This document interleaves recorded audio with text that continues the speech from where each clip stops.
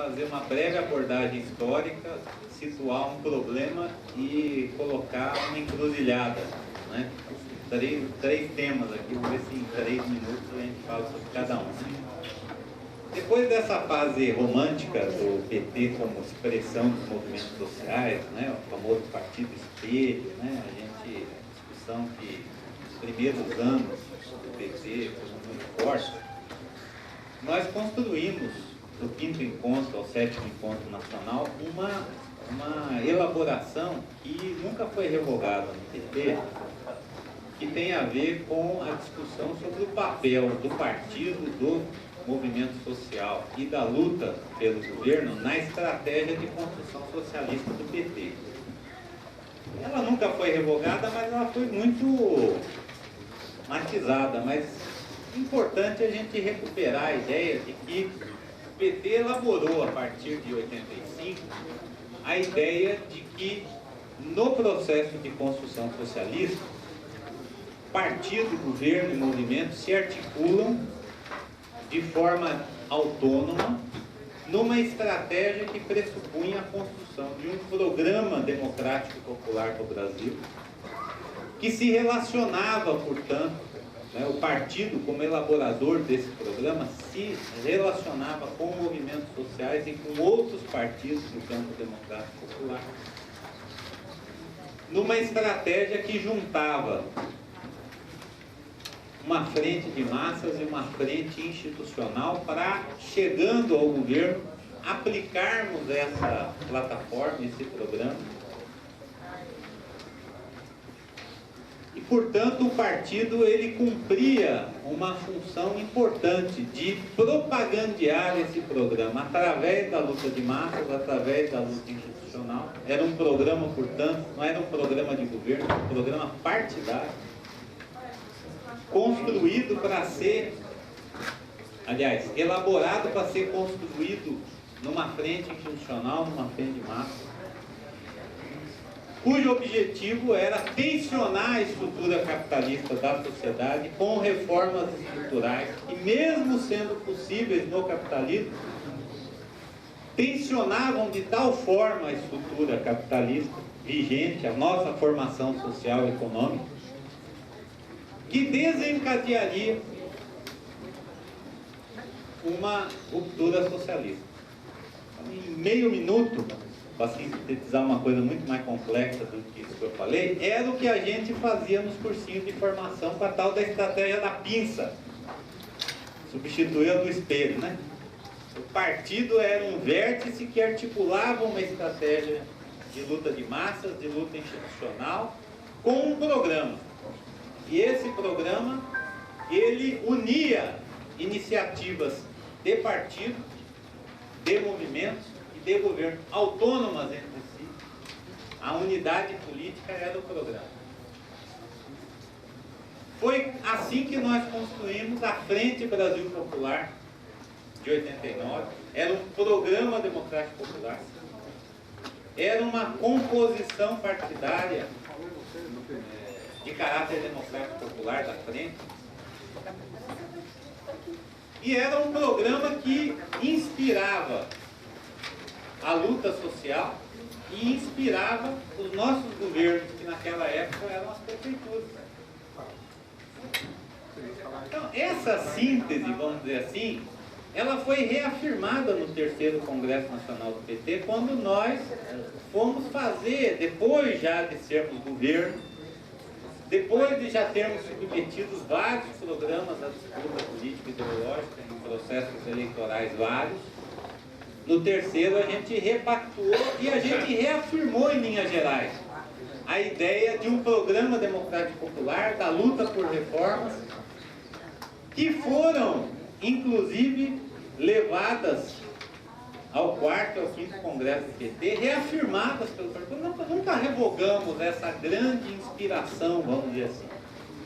Portanto, a autonomia do partido, dos movimentos sociais e dos nossos governos sempre foi um diferencial do PT na história da elaboração programática dos partidos de esquerda da América Latina e do mundo.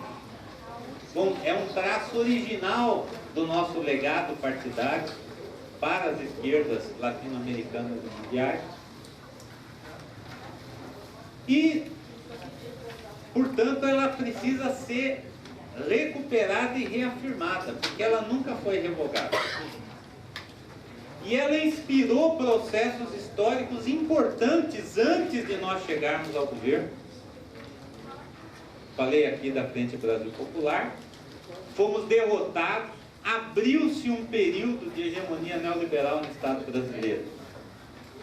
E essa elaboração nos levou a construir o Fórum Nacional de Lutas, mencionado aqui pelo Bruno na sua intervenção, em que partidos e movimentos sociais apresentavam uma proposta programática antineoliberal que inspirou greves gerais, movimentos e políticas de governo, onde a gente era governo. Aí nós já tínhamos algum governo estadual, como o do Rio Grande do Sul.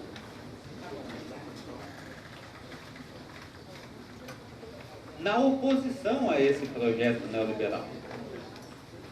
E isso é um traço que unificou o PT à lógica dos partidos de esquerda e de centro-esquerda da América Latina, porque foi nesse momento, na oposição ao neoliberalismo, com uma plataforma democrática popular de resistência, que se constituíram aqui e em muitos outros países canais eleitorais, político-institucionais, portanto,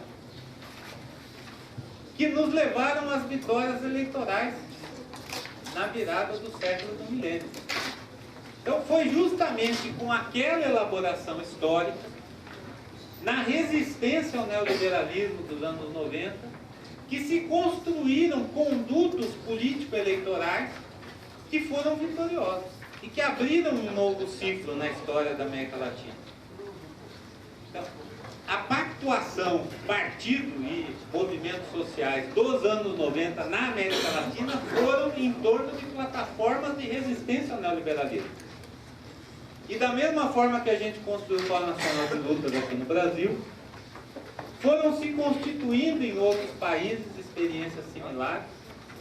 E quando a gente ganha as eleições com o Lula aqui, nós tínhamos o Chávez lá no governo da Venezuela e mais nada na América Latina, uma pequena participação da esquerda chilena na concertação.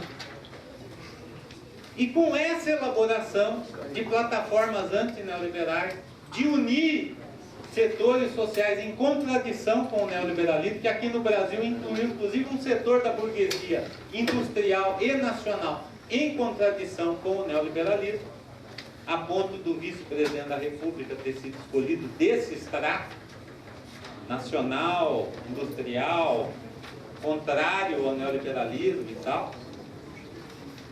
Isso com diferentes condições de temperatura e pressão, com diferentes histórias, produziu alianças que ganharam as eleições na Bolívia, no Equador, no Chile, na Argentina, na Nicarágua, enfim, em vários países. No Paraguai, do barbeiro do Gilberto.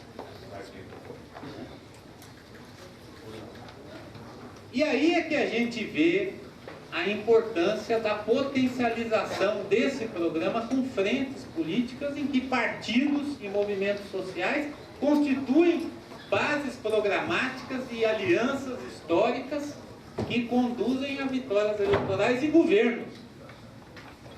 E aí começa uma outra fase da história em que não é tão fácil partidos e movimentos sociais construírem plataformas estando em governo, preservando a sua autonomia e o caráter programático dessas alianças.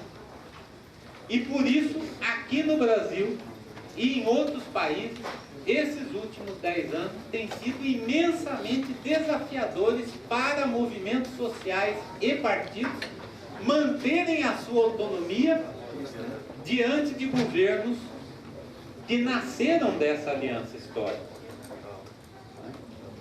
Então, como o tempo acabou, vai dar para a terceira fase da fala aqui, mas só mencionar uma ideia, que é a seguinte, é que nesse momento o governo desequilibrou a pinça,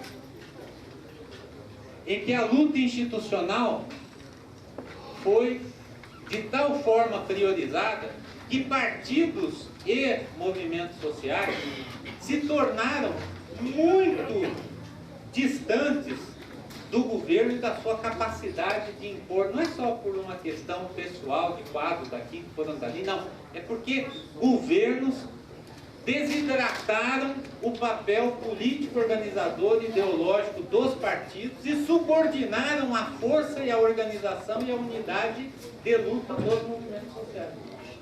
E de uma certa forma, aquela aliança tirou o protagonismo dos movimentos sociais e dos partidos políticos em relação aos governos. E hoje a gente paga muito por isso, porque quando a gente tem um governo em crise, com dificuldade de hegemonizar a sociedade, partidos não têm mais como olhar para o governo e esperar do governo que indique o rumo. E movimentos sociais não têm mais como olhar para os governos e esperar que os governos decidam quais são as políticas que eles vão implementar para então montar suas pautas de reivindicação. E aí a gente entra em parafuso. E essa é uma fase em que nós entramos no final do ano passado e nós precisamos sair. A fase da perplexidade dos partidos e movimentos em relação ao seu governo, para uma fase em que partidos e movimentos têm que voltar a ser partidos e movimentos. E com isso eu concluo. Estava lembrando, aliás, ontem à noite, e eu estava na chapa do Plínio de Arruda Sampaio em 2005, né, e a gente encarou lá aquela discussão, o que fazer numa crise tão grave. Uma parte saiu, outra parte ficou, né? Mas a gente dizia naquela época que o lema da nossa chapa era para o PT voltar a ser PT. Na crise de 2005 a gente dizia, e hoje eu digo o seguinte, nessa crise de 2015 o PT precisa voltar a ser PT, o partido precisa voltar a ser partido, para que o partido possa discutir no seu interior um rumo a dar para o seu governo e uma nova aliança, uma nova repactuação programática dos movimentos sociais, que, a meu ver, é a síntese da necessidade da Frente do Brasil Popular hoje. É o PT discutir que frente, que programa e que relação quer com os movimentos sociais para poder incidir na sustentação desse governo em crise que nós temos. Desculpe.